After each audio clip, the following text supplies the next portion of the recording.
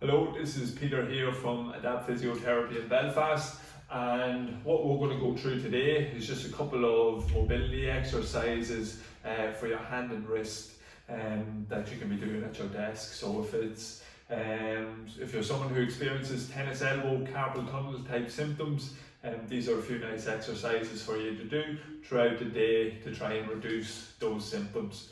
So the first one we're going to do is we're going to get it in standing upright, okay, and we're going to get our hand and we're just going to place it on the table in this position.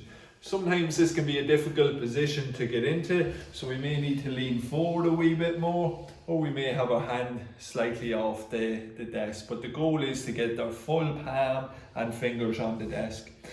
Then once in this position, if we can get into this position, we're just going to lean back, okay, and we should feel a good stretch on these muscles in our forearm in this position.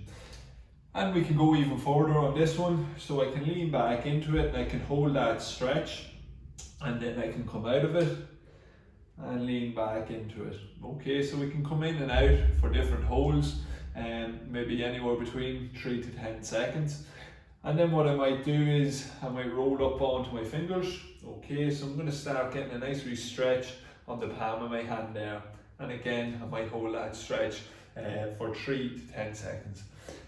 Then what I can do to work the muscles on the other side of the arms, these will be more correlating to your tennis elbow symptoms, is we can put our hand the opposite way onto the desk. So we've got the back of our hand on the desk here now.